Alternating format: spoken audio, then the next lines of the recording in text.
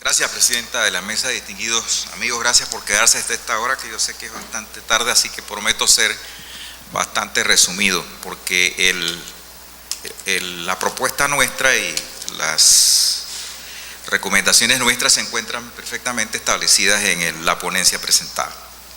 Pero sí quisiera aprovechar, y si es posible, si se pudiera cerrar la puerta, porque tenemos que hablar entre abogados.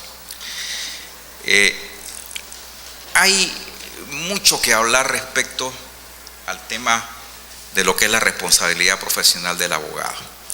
Cuando uno piensa sobre eso, realmente surgen muchas preocupaciones que yo les quiero transmitir con toda sinceridad, con la mayor claridad posible, hablando con la voz de la experiencia que uno ha acumulado por muchos años.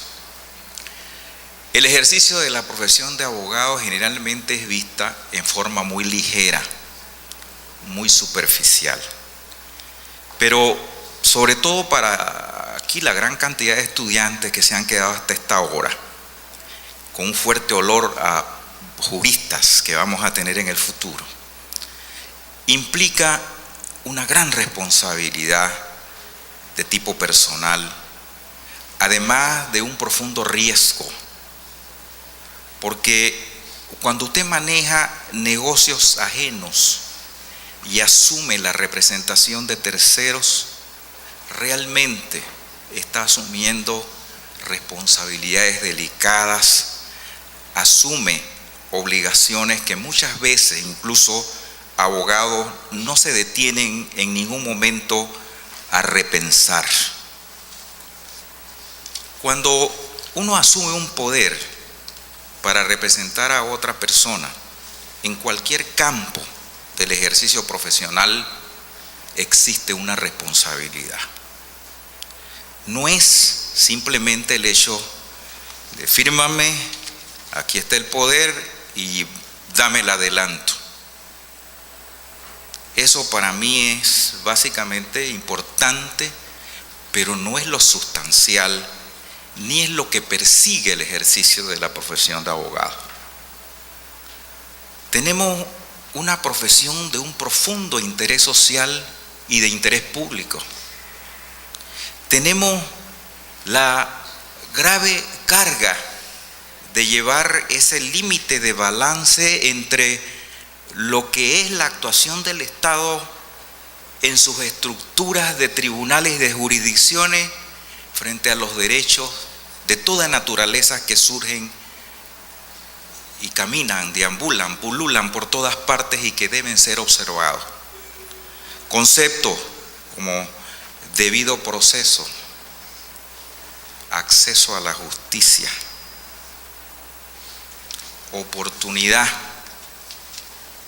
El propio sistema como está estructurado crea para el abogado una serie de responsabilidades que yo los invito a todos ustedes a analizar antes de ejercer una representación profesional.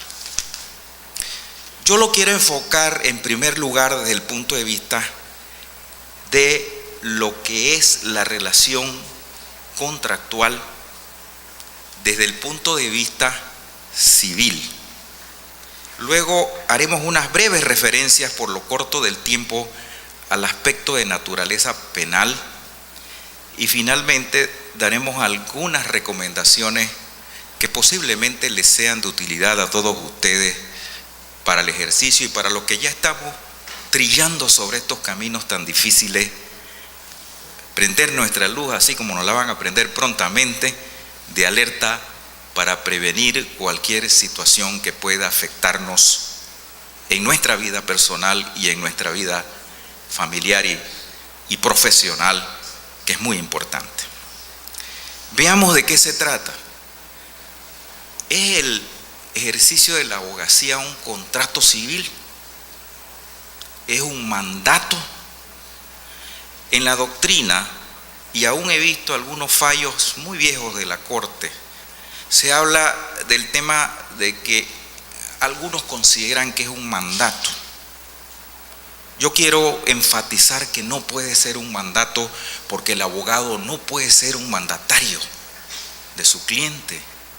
Existe una cantidad de situaciones que ponen al abogado dentro del contexto ético, en la posibilidad incluso de no aceptar la representación, de poner en juego sus principios, de poner en juego otros valores que no responden precisamente a la simple consideración jurídica de un mandato. Yo jamás seré mandatario de ningún cliente mío. Soy su abogado, soy su apoderado, o he celebrado con él un contrato de servicios profesionales. Es posible también, y eso es una digresión que nosotros siempre hemos tenido y hemos afirmado, que para mí es un contrato de servicios profesionales regido por las normas del Código Civil. Si bien es cierto que en el Código Civil nuestro, y los invito cuando tengan tiempo a revisarlo, pareciera ser que el contrato de servicios profesionales es un contrato innominado, porque está por ahí de servicios que van dirigidos a otras actividades.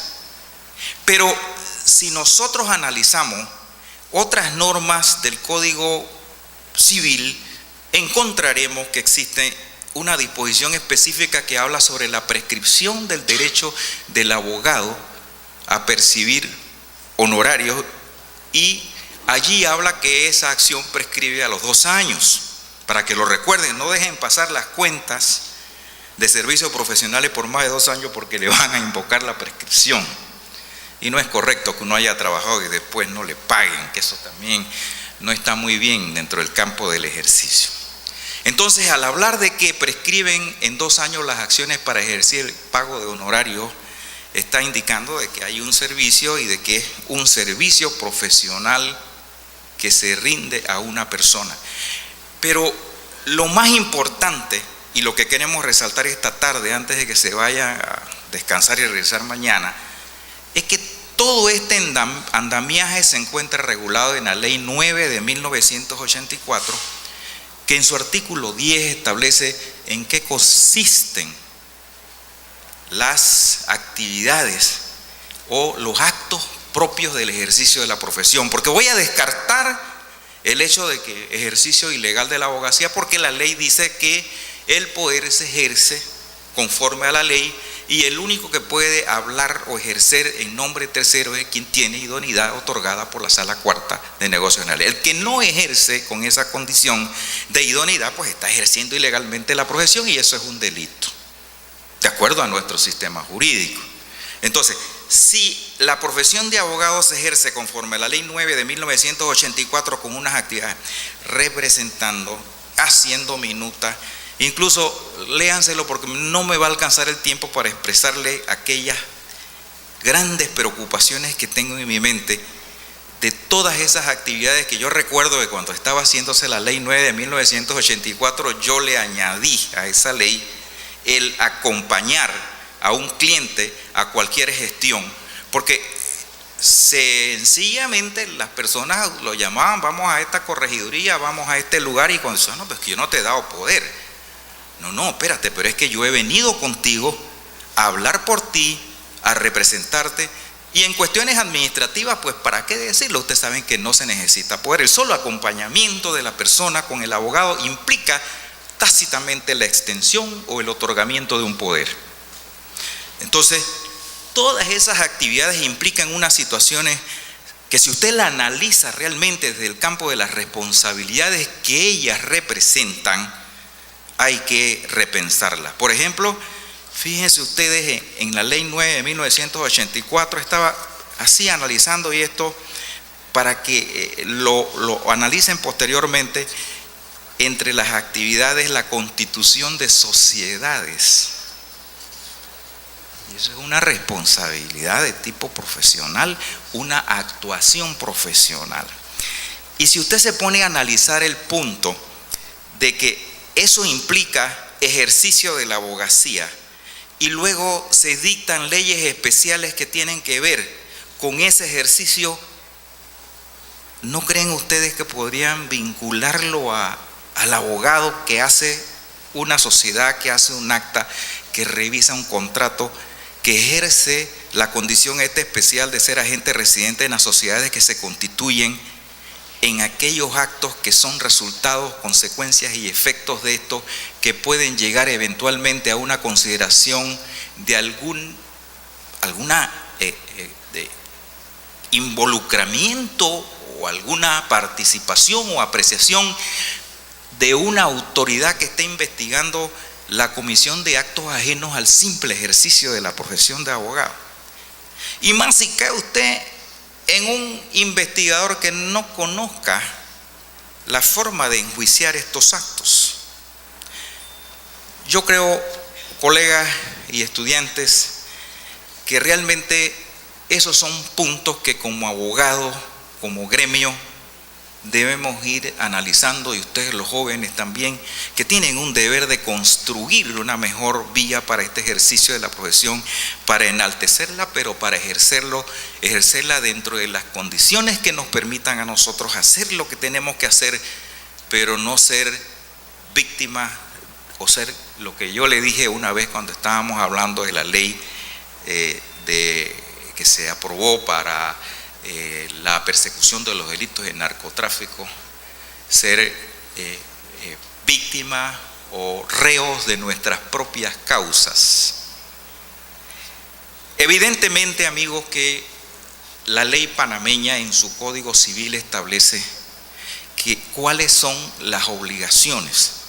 Las obligaciones nacen de la ley, los contratos, los cuasicontratos, y tal, y tal, y tal. Eso lo tienen que, todo el mundo lo sabe. Y si nosotros ponderamos al contrato de apoderamiento judicial o representación judicial como un contrato, hay una obligación que nace allí. Y si luego el artículo 1109 dice que las obligaciones tal y tal y tal, y es mejor leerlo para que lo veamos y nos preocupemos, no se vayan allí muy preocupados, nos preocupemos un poquito más. Dice el 1109 del Código Civil: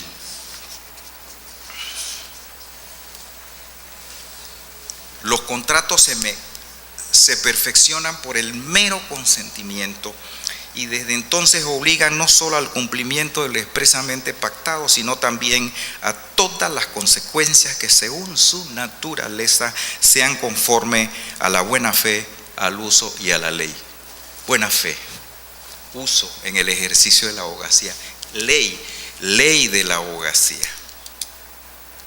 Y entonces, paralelamente nos encontramos con algo que es importante y que también normalmente los abogados olvidamos, y es que existe un código de ética y responsabilidad profesional del abogado, elevado a la condición de ley por la ley 8 de 1993, que dice: constituyen faltas a la ética aquellas normas tipificadas en el Código de Ética y Responsabilidad del Colegio Nacional de Abogados.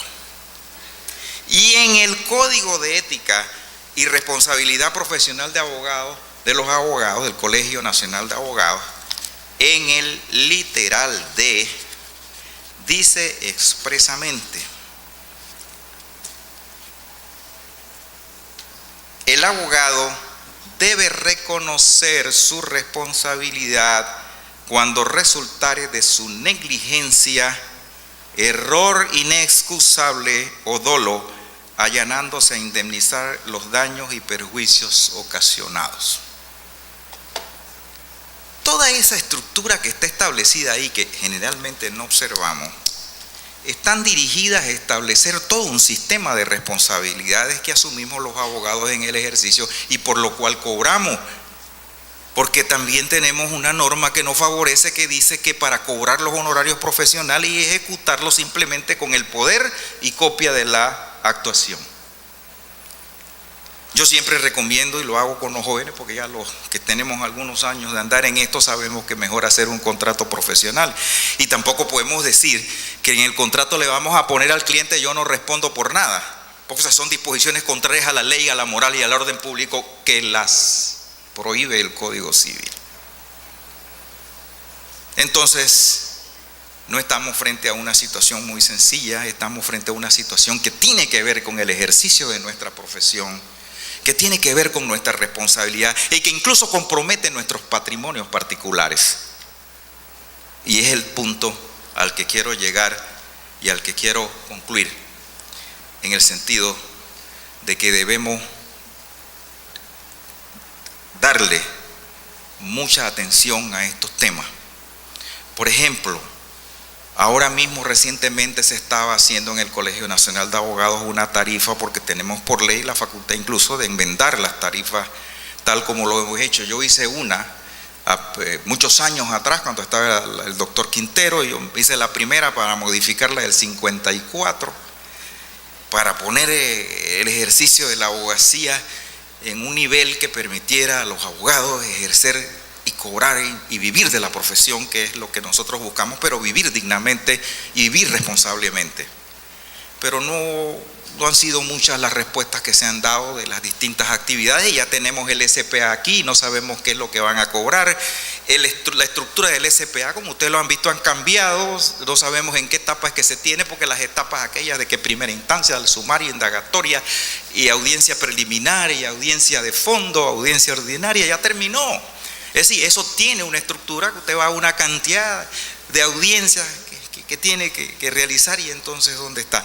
Eso es simplemente una digresión aparte que les quería decir respecto a eso. Pero si usted cobra honorario, lógicamente se perfecciona un contrato de una prestación de un servicio profesional, y usted tiene que cumplir responsablemente con eso. Yo sí creo, y se los afirmo con toda certeza, que también hay responsabilidad de tipo moral, para el daño moral cuando un abogado causa perjuicios a la parte que representa. El hecho de usted aceptar una representación sin conocer el tema del que están hablando, sin tener la capacitación para ejercer ese poder en vías de que su cliente reciba el mejor servicio, el hecho de que usted falte a la capacitación permanente para adquirir los conocimientos que le den la facultad y lo habiliten para ejercer esto debidamente, cuidando los más altos intereses de su cliente, para mí es una irresponsabilidad. Hay responsabilidad también por dolo. Hay responsabilidad también por el hecho de que algunos piensan que presentando documentos y dame toque, yo lo voy a presentar porque no soy responsable, pero sí puede haber falsedad, puede haber prevaricato, puede haber una cantidad de actos que pueden significar un riesgo de tipo profesional, que nosotros como profesionales y como abogados estamos o debemos estar dispuestos a precaver o a prevenir y entender, para dirigir nuestro ejercicio por los caminos correctos y qué es lo que quiere la ciudadanía. Yo quiero concluir, porque yo sé que el tiempo está muy corto, invitando a que nos sentemos a repensar el asunto de nuestra responsabilidad profesional. Yo no quiero asustar a ningún joven, porque yo creo que todos podemos hacer lo bueno para construir un mejor ejercicio de nuestra profesión y para dignificarla y rescatarla y ubicarla en el sitial que la sociedad quiere. La ética, el cumplimiento responsable, no es para beneficio de los abogados, es para el beneficio de la sociedad. Muchísimas gracias.